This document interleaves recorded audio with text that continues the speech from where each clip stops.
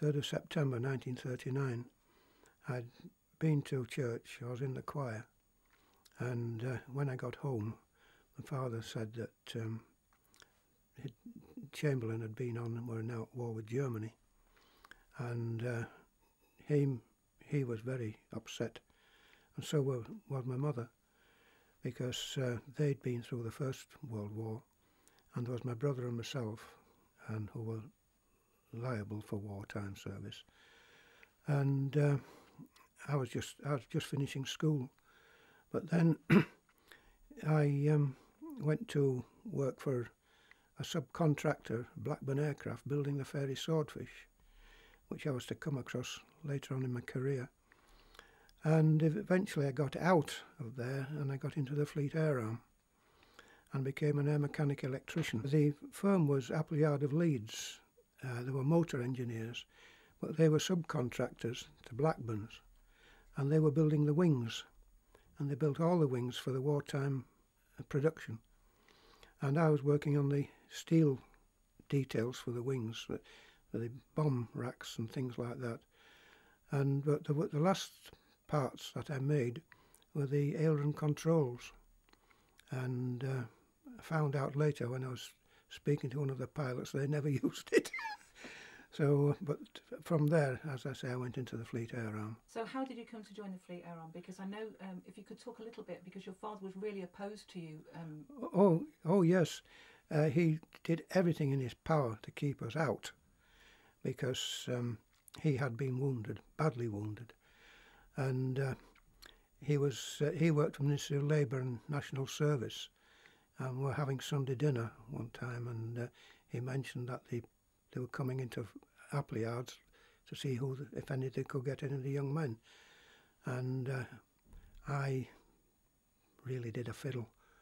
I won't go into exactly what I did, but a fortnight later I was asked if I'd like to join the Fleet Air, which I was happy to do so, because I had tried to get out several times, because working in the aircraft industry, it was a reserved occupation, and I wanted to get out. I felt I wasn't doing enough. I just wanted to be with the lads. To us, it was an adventure. We didn't really see the danger of it all, and that's where we wanted to be. All the young people were there, but I was in the Home Guard while we were there, and which eventually really did help me when I went into the Navy, because I knew a lot of the drills on the parade ground, particularly the rifle drill, and the chaps who hadn't been in, they were struggling. It was conscript, but I had tried to volunteer, but as I say, with being in a reserved occupation, they wouldn't have me. I was asked if I'd like to go into the Fleet Arm or the Royal Marines. Well, we all thought the Royal Marines, you had to be mad. And so, anyway, I was interested in aircraft. Well, the Fleet Air Arm is part of the Royal Navy. It's a branch of the Royal Navy, like the submarines. And they were the Air Force of the Navy. And the main part of the Fleet Arm was protecting the fleet and attacking enemy targets, such as U-boats and the enemy fleet. HMS Gosling 4, which is at Glazebrook in Lancashire. We went to Warrington first, where we were kitted out with uniform, and then that was on the Thursday. On the Sunday we were taken by double-decker buses I went to Gosling 4, as I say, and there we did 10 weeks square bashing, and we had lectures. We did aptitude tests and educational tests, and as I'd been to it was not the top grammar schools. They were called high schools then. In fact, I was pulled off guard duty to go sit this exam, and I did finish it. In fact, I went through it twice and then fell asleep in the exam room, because I'd been on guard from 12 until 4 o'clock in the morning. So and then I'd gone on at 8 o'clock, and they pulled me off guard duty to go sit, and I passed it. and that would entitle me to go up to petty officer. So that was, but as I say, then at the end of the 10 weeks, well, the 9th week, they you had to go see a psychologist. These were recruited from the universities, and this one was a Wren officer. And I went in and just sit down, name, rank and number. Now, what do you want to be? Well, there were 4 trades: airframes, engines, electricians and armourers. So I said, oh, I want to go on airframes because I've been building aircraft. She said, well, you can't, you have to be an electrician. All your tests show you have to be an electrician.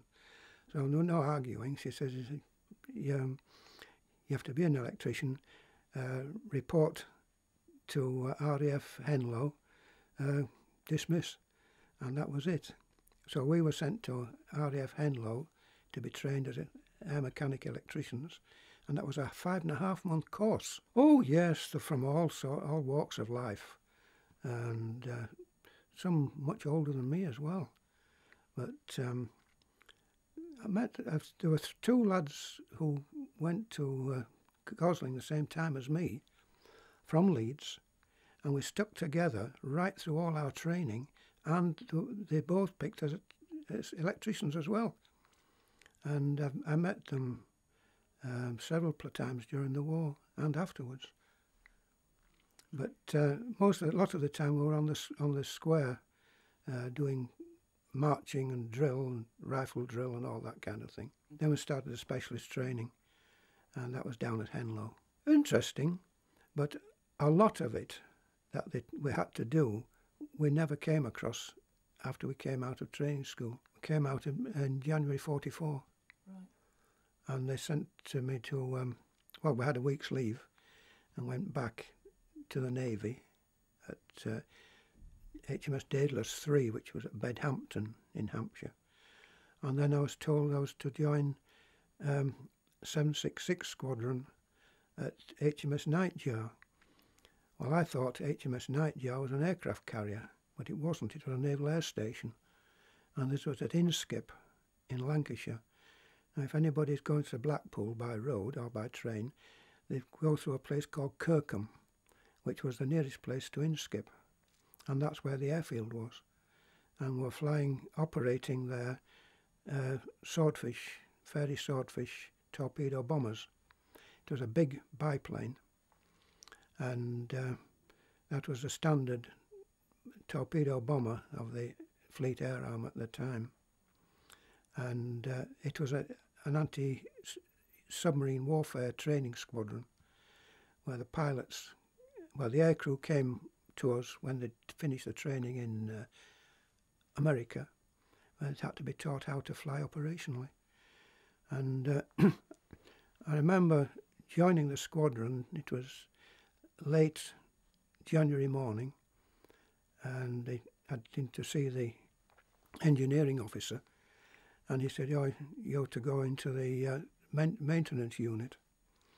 And he told me where it was, and to ask for a Petty Officer Pycroft. And I walked in, and the hangar doors were closed, but they went through what's called the Judas Gate. If anybody doesn't know what that is, it's a small door in the big doors. And we were all issued with a toolbox when we finished, and it was painted light grey. We had to put our names, rank and number on. And I walked into the hangar, and the first chap I saw asked for Petty Officer Pycroft, and he told me who he was. He looked at my toolbox, another one as green as grass. And Petty Officer Pycroft, he made me very welcome, and then introduced me to all the other lads, and then put me to work with them in turn. And what we're doing in there, we're doing what's called 40-hour inspections. It wasn't an inspection that took us 40 hours. When an aeroplane has flown for 40 hours, it has to come in for a more thorough inspection, and that's what we were doing. And after about 3 weeks, and I've been working with most of the other lads, he called me over. He said, I've had good reports of you. he said, you're now qualified to sign the Form 700, and that is the form that has to be signed by all the engineers before an aeroplane can fly. And any mechanic can ground an aeroplane if he's not satisfied that everything is okay on it. And I stayed there, and I got several jobs to do which were out of the run of the play. One was that one time he told me that an aircraft coming in that he wanted me to have a look at. And when I asked him what was wrong with it, he said, well, it drops its bombs without anybody touching anything.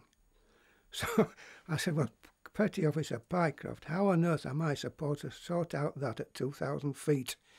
He says, he just looked at me and started laughing. He says, Alec, that is what a grateful country pays you for. I had to laugh at him. But then I was told, I'd gone up for my dinner, and I was told to report to the guard room. And I was told I was going on embarkation leave, which was 2 weeks leave. And when I came back, I went up to Dunfermline in Scotland, and that was the embarkation camp. I was there about 3 weeks, and then my name went up on the list, and to report for tropical gear and everything. And then on the 23rd of December 44, we're taken by train, about 100 or more of us, by train to Liverpool. And at 3 o'clock in the morning we went on board the troop ship Athlone Castle, and we sailed from Liverpool on Christmas Eve 44. And we went across to Belfast Lock, and we joined a convoy coming up the Irish Sea, and Christmas Day we were out in the Atlantic. I don't remember much about it, except that I don't remember what we got for dinner. I remember what we got for tea. We got 2 kippers. We never got 2 kippers again for the rest of the journey. It was always one. And off we went. We were in the convoy about 3 days. We knew it could always happen. I mean, in the force, you're attuned to this. You know that sometime you're going to leave the country, and particularly in the Navy, you could be joining a ship, and then you could be away for 2-3 years, and it's where you're conditioned. While you're doing that 10 weeks training, you are really, in a way, brainwashed to accepting all this. I mean, same as I'll come on to a part later on, but we accepted it. On that troop ship, there were 4,500 sailors and 450 wrens and nurses. And we found out we were going to Australia. And we realised that because we got up one morning, went on deck, and there wasn't another ship in sight. We'd left the convoy and we didn't have a destroyer, and with it being a liner, she was batting along at a fair old rate of knots, and we were going in a southwesterly direction, and which meant we were going to the Caribbean, and we did. We saw Cuba and all those places, and we pulled in at a port called Cristobal, which is on the Atlantic side of the Panama Canal, where we docked to take on oil, and we're allowed onto the quayside to have just a walk around. And we met some American sailors, and we got talking with them, and they're asking us how things were over here.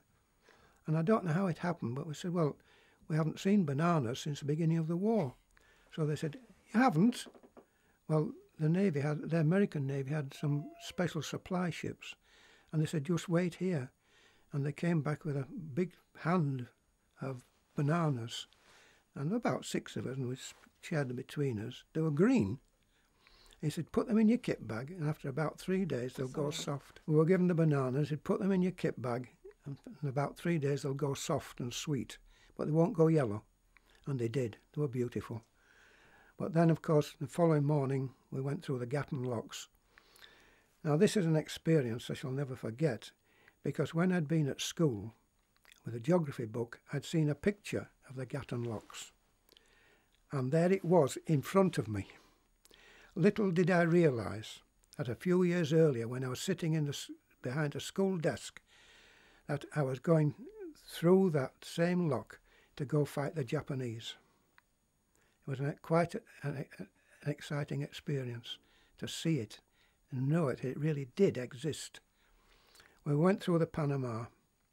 Well, the middle of the Panama is a freshwater lake. Well, you can imagine on a troop ship, which was built as a passenger liner, water was very short. Water was only on for an hour in the morning, and you had to get washed, shaved, clean your teeth, that was it. If you wanted a bath or a shower, it was salt water. Well, you were sticky when you finished that. You needed fresh water to wash it off, like you'd been in the sea. And they put fresh water through, and we all had a shower or a bath in fresh water. And that was the last we got before we got to Sydney. And then we went through the canal and out through through Panama City and out into the Pacific, where we made our way then to Sydney. And I remember we were down in the hold, and I remember about 2 o'clock in the morning, this rattling. I thought, oh my God, we've been hit. And I dashed up onto the deck, and she was at anchor in Sydney Harbour, on all the lights of Sydney on, because we'd left a black country. And next morning we were taken off and taken by train to a race course in Sydney called Warwick Farm, which was now HMS Golden Hind, which was naval barracks, Royal Navy barracks for Sydney, well, for Australia. And we were living in 6-man tents in the middle of the race course. And we were given a week's leave, and the Australians had contributed £2 million to build what was called the British Centre in Hyde Park. It was an absolute brilliant place. Well, when we walked in, some ladies said, "Are you going on leave?" So, well, I've got leave, but I just don't know where to do. Well, would you like to go stay with some from Australians? Oh, I said, that would be fine. I said, well, there are 2 more lads here, and there's some people a family want 3 British sailors. And we went there. They were called Maitlands, and it was like a home from home, sitting down to a table with tablecloth and everything. Their son was in Australian Navy, and she was an English lady who had married an Australian soldier after the First World War. And we could go there any time. We slept on the floor, we slept everywhere. And when we went back, been back a few days, and about 40 of us were then sent up to Brisbane to open up a naval air station there. And we were the advance party, and they'd built 2 blister hangars at the side of Archer Field, which was the main airport for Brisbane, that had been taken over by the Australian Air Force and the Americans. And we took over a factory as well. Well, after about 6 weeks, the main body arrived from the UK on the Stirling Castle, and we were sent back to Sydney. And I was there a couple of weeks at HMS Golden Hind again, and I was sent to another naval air station with another chap who had been with me, HMS Nabberley, which was at Bankstown, a Sydney suburb. And there, nobody wanted us. They were a complete unit. They were known as a MONAB, a Mobile Naval Operational Air Base, but they weren't mobile, they were static. They were assembling Seafires and other aircraft for the fleet. And I was just told to sit in a workshop and keep out of the way, which annoyed me, because I'd been working on a squadron, done some very tricky jobs on the squadron, and then I was just being told I wasn't wanted by this petty officer. But fortunately, one afternoon, just a couple of days before that, it announced that Germany had packed in. And so we were told, you have still a war to win. It's going to take you 18 months to 2 years to do it, so just settle down and get on with it. The next day, I was told to report to the guard room, together with this chap. I'd gone to Bankstown from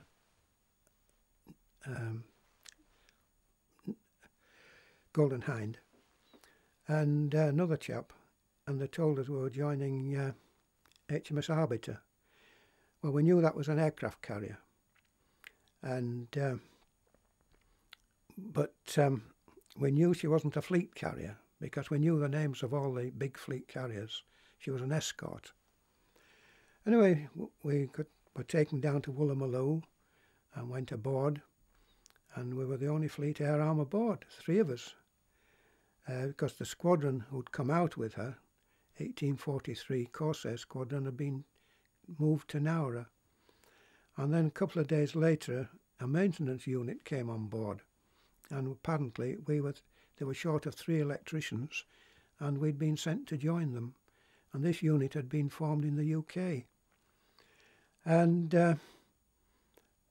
they were Mobile Service and Repair Unit number 5, or MSR 5 as it was called. A couple of days later, the tug pulled us out of Woolloomooloo, and hitched us up to a buoy, and a tug pulled us round and round in circles. They were doing something with the compass. That was Friday. Saturday morning, we went up the harbour under the bridge to load aircraft. We spent all day loading Seafires. On Sunday morning, we were doing the same again, and we were sailing at 2 o'clock.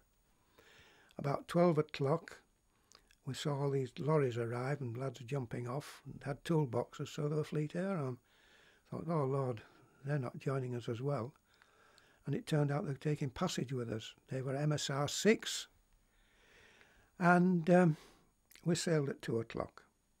But we were busy lashing aircraft down in the hangar, because once you go to sea, all aircraft have to be lashed, because the movement of the ship could have them all over the place. Anyway, we carried on. We called into Brisbane for some more, and we left again. And we were going up. We got into the Bismarck Sea, and the captain told us he was going to take us close into the beaches at New Holland, and this is where the American Marines had stormed ashore. Well, quite frankly, it really sickened us. It made us really realise what had happened, because here was a golden beach, as far as the eye could see. It was about 100 yards from the edge of the sea to the jungle, and these chaps had stormed ashore from landing craft, and the Japs were waiting for them with machine guns in the jungle and just mowed them down. And we just stood and looked. And one of our group says, "Thank God I'm a sailor." And we all thought the same. Anyway, we left there, and then we saw some islands. The one thing we feared was the kamikaze, because this was an aircraft that they just put enough fuel in for him to get to the ships, to the fleet. And he was carrying a 500 or 1,000-pound bomb, and he was to land, crash that onto the aircraft, particularly the aircraft carriers, and aid to sink them. Fortunately, our fleet carriers had 3 and 4 inch steel decks, unlike the Americans, who had wooden decks, and they suffered very badly. That was what we feared, and also being taken prisoner by them, because they treated the prisoners so badly. Oh, we were aware of that, perfectly aware of it. Nothing was hidden from us. Anyway, we went into the Admiralty Islands, which was 2 degrees south of the equator, and boy was it hot, 120, 130 degrees. And before the war, we'd seen travel films at the cinema, and they'd always shown us about the American films about the South Sea Islands, all these dusky maidens with grass skirts and just a necklace of flowers. We thought we were going to have a great time. But when we sailed into Seidler Harbour, oh boy, there wasn't a soul in sight except warships. And there were no quays there, you were just anchored. And there was nothing ashore for us. We used to swim off the side of the ship, and it was just like getting into a very warm bath of water. It was lovely swimming in there. The only thing, there were sharks around, but we never bothered about them. And we were doing all sorts of things, getting ship ready, because at that stage we didn't know what we were going to do. And we were fitting the workshops up and all tools and everything ready. And we kept going out to sea, one to practice the guns, another to practice oiling ships, destroyers at sea and that kind of thing, and transferring stores. And this was all new to us. And then one time it was posted on orders and on the evening that we would be sailing at 9 o'clock to go around to another island called Po Nam, which was north of the main island, Manus. And we went into the hangar, we getting all the strops ready to lash them down, lash the aircraft. We're going to pick up Corsairs. And we felt the engines start up, and the ship started to tremble as we started to sail. And then all of a sudden everything went quiet.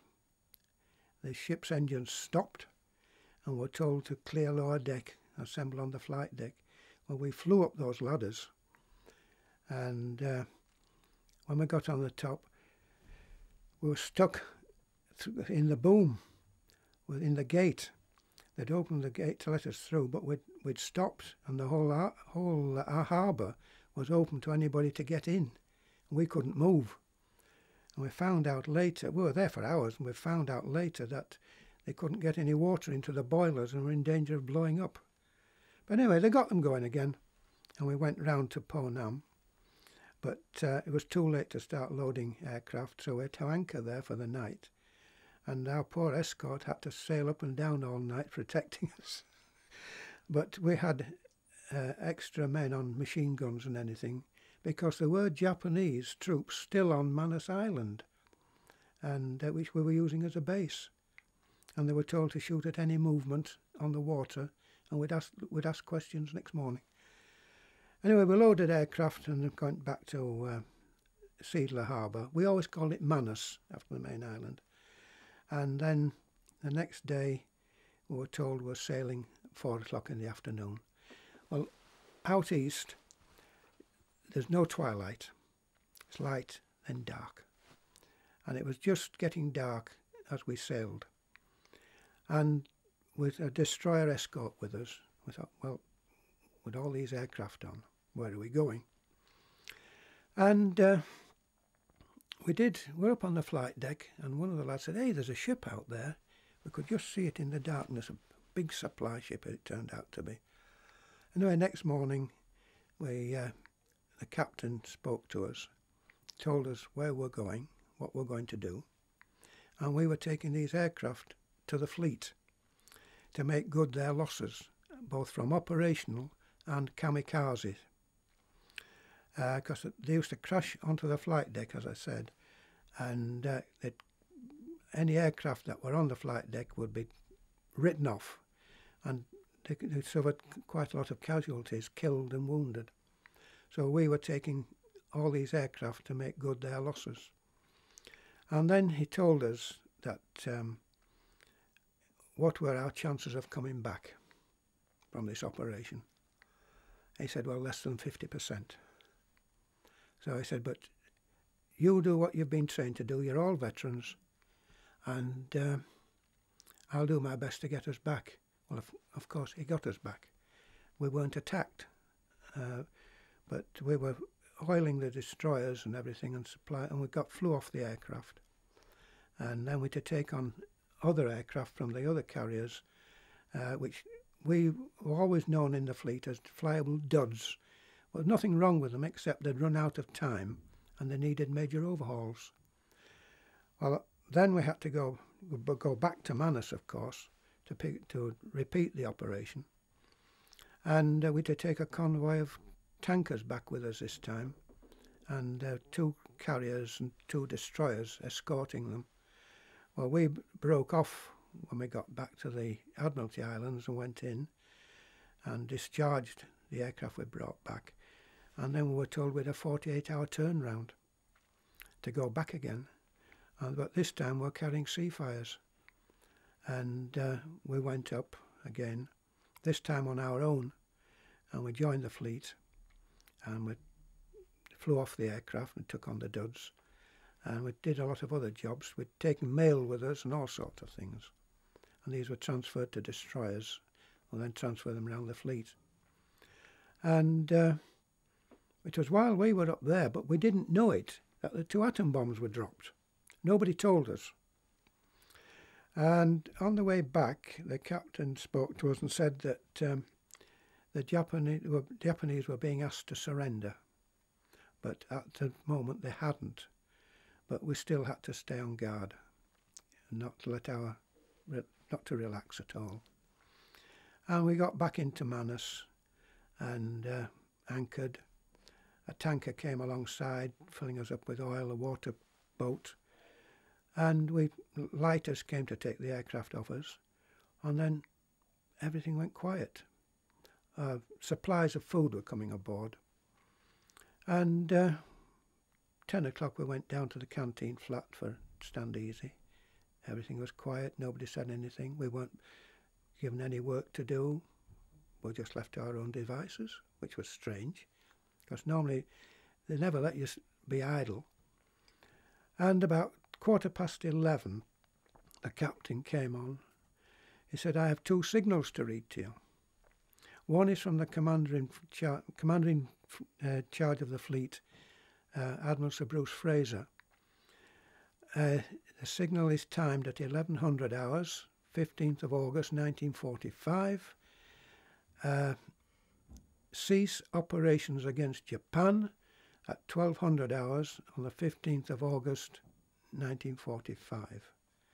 Ships will still operate at sea under normal conditions, wartime conditions. The Japanese are a treacherous people. If you are attacked from the air, you will shoot them down in a friendly manner." and then he thanked us for what we'd done and everything. And then he said the second one is from the King, thanked us for what we'd done and hoped it wouldn't be long before we got home. And the type of the signal that we wanted was splice the main brace. Well, for people who don't know what splicing the main brace is, it means that it's an extra full tot of neat rum over and above what you get at lunchtime. So we got that in the evening, and for the first time all the ships were lit up while at anchor, and there was quite merriment on board, but it was quite a time. We couldn't it was difficult to understand that there was no shooting going on now. We could sail without fearing torpedoes and mines and aircraft attacking us, and for the first time in 6 years, because it was absolutely strange feeling that all this was over, and we just felt as though we were missing something now. We'd got used to this life. Anyway, it's about 3 days later we went back to Sydney with the Striker, and there we had a boiler clean and a bottom scrape. We went into dry dock for the bottom to be scraped and painted, but each watch had a week's leave. And when we came back, the ship's company back together again, we were told we were going out again, and we're going up into Harvey Bay off Queensland to do the first deck landings for the Australian Fleet Air Arm. and we did that, and then we came back to Sydney. Well, the aircraft carriers then weren't required as carriers, but they wanted them for bringing prisoners back, and the Fleet Air Arm boys were all put ashore back to Naval, and we stayed there until we came home in December 45 aboard the Aquitania, arriving in Southampton in January. I was down in Sydney, and we'd heard that they were bringing the first ones back. They'd be arriving that day, and I'd gone down into Sydney from Bankstown. I was off duty, and I'd met up with an Australian soldier in one of the canteens, and we were walking through Sydney, and these chaps were coming in buses, to go into the Naval Hospital at Herne Bay. And this chap, he was tough. The Aussies were tough. He'd been in Burma, he'd been in the desert, and saw these chaps. It was horrible. And how people could treat people like that, I don't know. And this Aussie, he was in tears at seeing these chaps, and I wasn't much better, I'll be honest. Even now it affects me. I mean, I go see one now every week, living in Horsforth, and he's housebound, and being ex-Navy, we laugh about things, but we never, very rarely talk about his time with the Japanese. He's a very ill man now, but I shall never forgive them for what they did. Never. Other people can do what they like, but the ones who say we should give and forget, they weren't there. We were.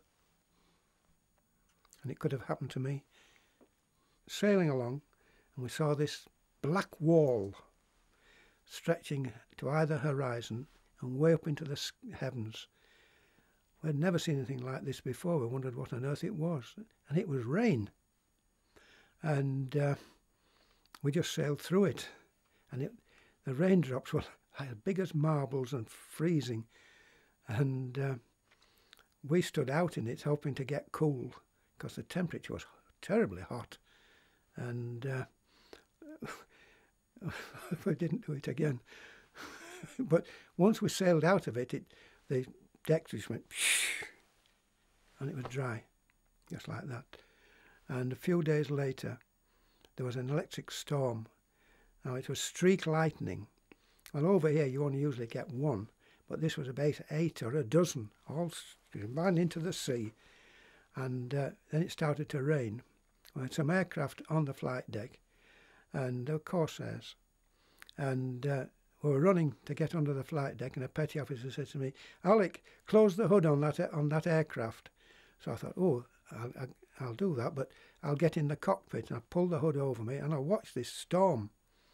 And I'm watching all these sheet lightning, streak lightning, and it's hitting the sea. And I thought, well, if it hits the ship, it's steel, it'll go through. I thought, oh, you blooming idiot, what have you done? It's got rubber tyres, and there's millions of volts in this lightning. Only the tailwheel has graphite in because an aircraft gets static electricity on it, and that's to earth it when it touches down. It won't be enough for that. So I know it's daft, but I lowered the pilot's seat until I was below the level of the cockpit. And I thought, well, if I can't see it, it can't see me. And funnily enough, a neighbour of ours was telling me before I went in the Navy that he was in the First World War, he was a blacksmith to a cavalry unit, and they were being shelled in France, and he crawled under a canvas cover when they were being shelled. You do those kind of things without thinking. It was, all sorts of odd things happened like that. They're all funny. But there was one time when we were in Seidler Harbour, before we went to Po Nam, we were having dinner, and they announced that well, it was always 1400 hours. All hands will assemble in the hangar in swimming trunks and life belts to practice abandoning ship. Well, that for us swimmers who we used to try and get whenever organised swimming was over the side, that was great. We were going to have a great time until you had to jump in. When you see these films with them abandoning ship and diving in, it's rubbish. You don't. You go feet first with your feet together, so that if you hit any debris, you push it out of the way. You might break your ankles, but you don't kill yourself. But you also cover your eyes and your nose, so that and keep your mouth shut, so water doesn't go in. And those of us who were enjoyed swimming, we thought this was a great lark. And there was a drill that once you got into the water, you came up, you took a breath of air, and then back under it and swam away from the ship. Well, that's what we were doing. We were practicing this, and they were telling us, playing the devil with us to come back in. And eventually we did. And we got told off. We said, well, we're only practicing what you told us to do. But all things, little things like that. There were. When we arrived at Southampton, it was snowing. And the following day we were taken off by train. And we went to Bedhampton. Funny enough, that's where I started from after I'd finished my training. And there we formed up in front of the guard room. They took us by lorries from the station at Bedhampton. All our kit followed us. Next day, well, it came up that day, that's right, because they unloaded it from the holds. And a sub-lieutenant came out in front of the guard room. Now, we're all wearing white caps, foreign service caps. He knew where we'd come from. He just looked at us. He said, if you lot think you're bloody heroes, forget it, and went back into the guard room. That was our welcome home to England. And that day, nobody wanted to know us. On the way home, they'd radioed all our details home for travel warrants and leave passes. So we got those. The only two people who had a kind word for us, who had to go see the MO. It was a cold day, and I had my greatcoat on, and I was a leading air mechanic by that time. That was a corporal in the other services. And I went in to see the two MOs. I say I had my greatcoat on. They saw my hook on my, and they looked at me and they passed my pay book over. Now in the Navy, if you're being addressed and you're a leading hand, they always call you hooky because of the anchor. And he said, "How do you feel, hooky?" I said, "Fine, sir." He said, when was the last time you had a medical? I thought, aye. I said, "Oh, on the Arbiter, sir, in the Pacific." I hadn't, but I thought, well, I'm not going to have one in here. It's so blooming cold. Anyway, so, oh, fine. Signed the pass and that was it. And off I went. Now, then we're to go see the customs men. They charged us excise duty on stuff we brought back, presents we brought back with us from Australia. Because we'd all brought back then nylon stockings for our mothers and sisters and wives and everything, because they couldn't get them here. So, and they charged us duty on those. We also brought a lot of food back with us, tin food. And then we'd, of course, be about 5 o'clock, we came home on leave. And we got up to Waterloo. And I remembered before we went away that they used to run lorries between the various stations for service people. Well, I had a case with all full of stuff, a kit bag and all that other stuff. And I went out and I went to one of these lorries who was standing there and I said, "Oh, King's Cross station, please." "Oh, we're not going to King's Cross now. Get a taxi." I had all this gear. I went and stood in a taxi queue and a policeman came up. He says, "Where are you going, Jack?" Because that's how they always address sailors, Jack. I said, "I'm going to King's Cross." He said, "Well, why are you standing there? That's you want to be in that lorry." I said, "He says he doesn't go." "Oh, doesn't he? Right, come on with me." And he picked me some of the stuff up. He says, "Right, you come here. Take this sailor to King's Cross." He says, "Well, we don't." He says, "You're doing now." He says, "And I shall telephone my mate at King's Cross and make sure you there's no larking around. And a policeman did meet us at King's Cross. And I'd phoned home. Well, my parents didn't have a phone, but the people next door did, and said I was on my way. And I got a train from King's Cross, and it got into Leeds at 4 o'clock in the morning. And my father was there waiting to meet me. And the station isn't there now. It was the old central station where the London trains came in. And we got a taxi, and when we got home, the taxi driver said, I see you've been on foreign service. I said, yeah. He said, where did you go? So I told him. He said, well, I'm an ex-Matlow. He said, you're not paying for this. And that was it. And I had 10 days leave. And we went back and I got demobbed. Came home. Well, I joined the Fleet Air Arm Association, and for 7 years I was secretary of the Yorkshire branch. And I'm also a member of the Royal Naval Association, and I'm on the committee of that and in the British Legion. I'm proud to have served in the Royal Navy. It's a wonderful service, comradeship, which you'll never meet anywhere else. And the Navy has its own sense of humour. It sounds cruel to other people, but to us it's wonderful. When I meet this chap on a Wednesday, it's people listening to us think that they can't understand us. But I'm really proud of our Navy. And I've been back several times. I've been on the Ark Royal 2 or 3 times. In fact, the one before this I was on. And I've sailed into Portsmouth on her. We've been welcomed back to HMS Heron at Yeovilton. Last year, well, in 2007, I was invited back for the rededication of the Ark Royal after she'd finished a major refit, and was met by the captain, and had a wonderful time. We'd always have a wonderful time when they ask us back. They were great. We were sickened, absolutely sickened. In fact, we called ourselves, as well as the East Indies fleet, the Forgotten Fleets. Now, when you think that the British Pacific Fleet had 300 warships in the Pacific, and the and the East Indies Fleet had 200, and nobody wanted to know us. In fact, when I was on leave, I met friends from school, and they said, "What are you doing in uniform? You haven't been a damn fool and signed up again, have you?" I said, "No, I've just come home." They said, "Where have you been?" I said, "I've been in the Pacific." "Well, what have you been doing out there?" People at home didn't know. In fact, there was one time when the East Indies fleet was getting very restless, and Lord Louis Mountbatten was Commander-in-Chief, South East Asia Command.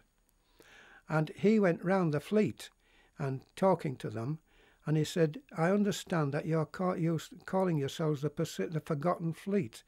He said, "Let me tell you, you're not forgotten, because how can you be? Because the people at home haven't even told you here." And nobody...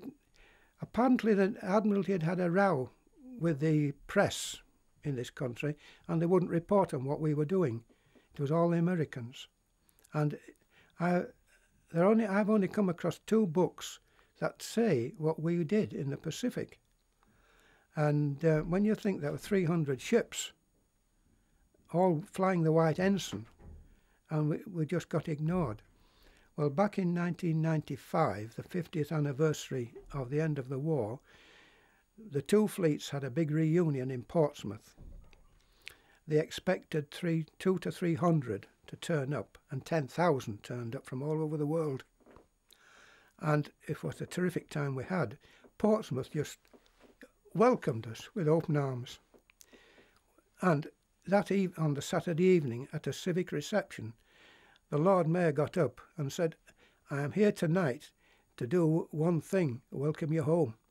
He said, to put right, and that puts right a wrong of 50 years ago, welcome home. And on the Sunday morning, there was a drumhead service on the Castle Fields in front of the Naval Memorial, and there was a flag signal flying off the memorial, and that read, "Cease operations against Japan." Now there were two columns. One marched down first, and we went the second. And it was very sombre marching down, because we were resentful, quite frankly. And when we marched in, the whole arena just stood up. We're in 5 rows, and we sat down on the seats. And as in happens with Navy lads, you say, "What ship are you on, mate?" So I turned to this chap and said, "What ship are you on, mate?"